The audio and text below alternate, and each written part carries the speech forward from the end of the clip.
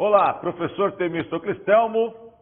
Aula de hoje, dentro do contexto do falso testemunho e fraude processual, trataremos do favorecimento pessoal e do favorecimento real. Especificamente agora, nós vamos falar do favorecimento pessoal. Tratar deste crime que também está dentro dos crimes contra a administração da justiça. O favorecimento pessoal está previsto no artigo 348 do Código Penal. Auxiliar a subtrair-se à ação de autoridade pública, autor de crime a que é cominada a pena de reclusão. Pena, detenção de 1 a 6 meses e multa. Parágrafo 1º. Se ao crime não é cominada a pena de reclusão, a pena de detenção de 15 dias a 3 meses e multa. Parágrafo 2º. Se quem presta o auxílio é ascendente, descendente, cônjuge ou irmão do criminoso, fica isento de pena. Então, olha lá, o que é o favorecimento pessoal propriamente dito? O que isso significa? Significa ajudar, significa socorrer.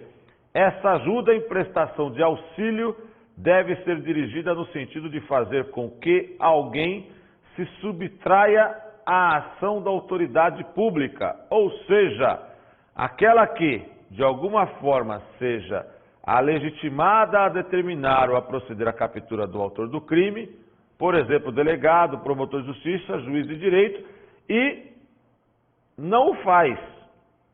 Então, se eu tenho o dever legal de prender alguém e não o faço, eu vou cometer o crime de favorecimento pessoal, que é o crime do artigo 348, ok? Dependendo do crime que a pessoa cometeu e eu deixo de prendê-la, eu vou incidir ou no caput do 348 ou no parágrafo 1º.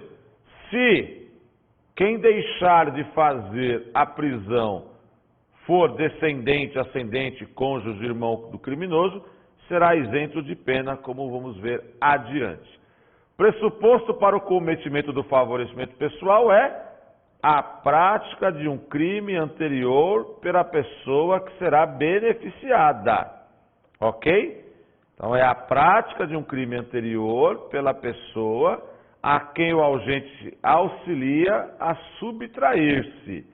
Então ela praticou um crime, foi processada, julgada, condenada e agora vai ter que ser presa. Aí vem o agente público e a favorece, ou seja, a auxilia a subtrair da aplicação da pena em função aqui do processo.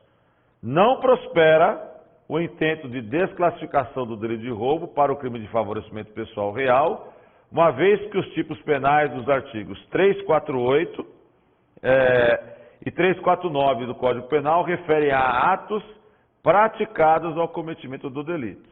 No caso, a prova demonstra que o apelante prestou auxílio desde a preparação dos atos que antecederam o delito. Então aqui, neste julgado, então não vai prosperar desclassificar o crime de roubo para o favorecimento pessoal. Porque para o favorecimento pessoal, ou seja, o agente deixou que o responsável pelo crime do roubo não fosse capturado. Então ele já havia praticado um crime anterior. Afastado a tese desclassificatória, pois o delito previsto no artigo 348 caracteriza-se pelo apoio prestado ao autor do crime, que é cominado pena de reclusão a fim de subtrair-se àquela ação da autoridade pública, ao levar os corréus a esperar por estes enquanto praticavam o assalto. Ele aderiu à conduta dos comparsas e assegurou êxito na empreitada criminosa, diferentemente do que seria apenas auxiliar os autores do crime. Aqui é o seguinte, olha que interessante este acórdão aqui. Olha lá. Alegou que estava o quê? Apenas favorecendo pessoalmente os autores do crime. Não, porque o autor, neste caso aqui, ele não só auxiliou que os réus e corréus fugissem, ele levou os corréus e esperou os corréus a praticarem o crime. Então ele é partícipe, ele auxiliou. Então ele comete o crime de roubo. Se depois ele, como autoridade, entende que tem que fazer a prisão, ele permite que os criminosos fujam, aí sim ele poderá ser acusado pelo artigo 348, ok? Comete o delito do 348 o agente que auxilia condenado por crime de reclusão e com mandado de prisão expedido, concedendo-lhe abrigo em sua residência, com o fim de ocultá-lo das autoridades policiais. É um exemplo muito claro e cristalino do crime de favorecimento pessoal. A classificação doutrinária aqui do 348 é um crime comum com relação ao sujeito ativo e próprio no que diz respeito ao sujeito passivo, ou seja, comum porque tem que ser qualquer pessoa pode praticar o crime que tenha a interesse em beneficiar o acusado, mas será próprio em relação ao sujeito passivo porque ele precisa ter cometido um crime anterior. É doloso a vontade livre e consciente de praticar o crime, é um crime comissivo, podendo, no entanto, ser praticado via omissão imprópria, nos termos lá daqueles que têm o dever de agir, o parágrafo 2º do artigo 13 do Código Penal, é um crime de forma livre, o tipo penal não diz como deve ser realizado, basta favorecer e conseguir este objetivo. É um crime instantâneo, ou seja, vai se consumar no momento em que deixa de exercer a sua função.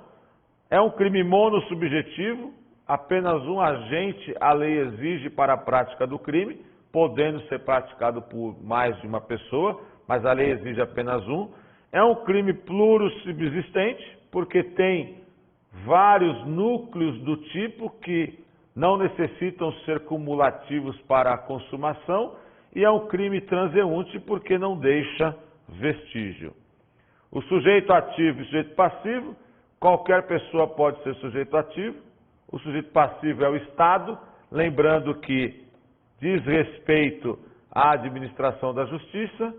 O objeto material e o bem juridicamente protegido é a administração pública, porque é o bem juridicamente protegido pelo tipo penal, que prevê o delito de favorecimento pessoal, ou mais especificamente, como traz o capítulo, a administração da justiça. Não tem objeto material, porque se trata de conduta, consumação e tentativa.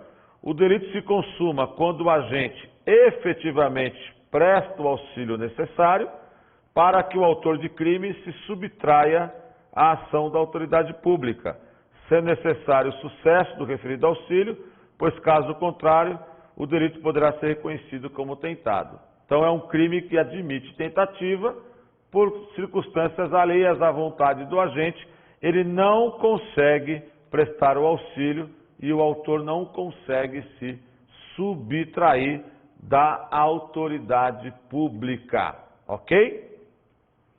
O elemento subjetivo é o dolo, exigido pelo tipo penal em estudo, não havendo previsão para a modalidade de natureza culposa.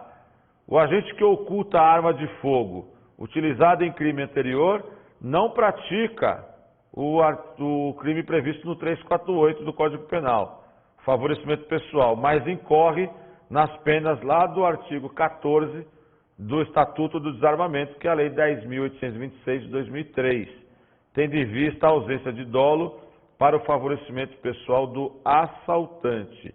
Então, oculta arma de fogo utilizada em crime anterior, ou seja, se ele estivesse ocultando, subtraindo o agente deste crime praticado, ok, 348. Mas aqui não, ele não está favorecendo pessoalmente o assaltante, e sim apenas o produto ou o instrumento que o assaltante levou. Então nós temos crime próprio para esta conduta, que é o artigo 14 da Lei 10.826. ok? Modalidade privilegiada, parágrafo 1º do artigo 348, que se ao crime não é combinada a pena de reclusão, a pena será de detenção de 15 dias a 3 meses de multa. Então, nós temos, quando o crime é punido com reclusão, uma pena, e quando é punido com detenção, a pena um pouco mais branda. Inexigibilidade de conduta diversa. A lei fez previsão expressa dessa cláusula de exclusão de culpabilidade ao argumento de inexigibilidade de conduta diversa. O que ela diz no parágrafo 2º do 348? Se quem presta o auxílio é o ascendente, descendente, cônjuge, irmão do criminoso, fica isento de pena. O próprio Tribunal de Justiça de Minas Gerais, em acordo, já decidiu dessa forma. A excludente supralegal de culpabilidade da inexigibilidade de conduta diversa apenas se verifica quando flagrantemente evidenciado, não seria exigível do agente qualquer outra conduta de acordo com o direito. Não é razoável exigir-se que o filho, o pai, o cônjuge, o irmão, não o beneficie, eventualmente, se assim o fizerem. Não é razoável entender que eles estão cometendo um crime. Tudo bem? Muito obrigado, até a próxima aula.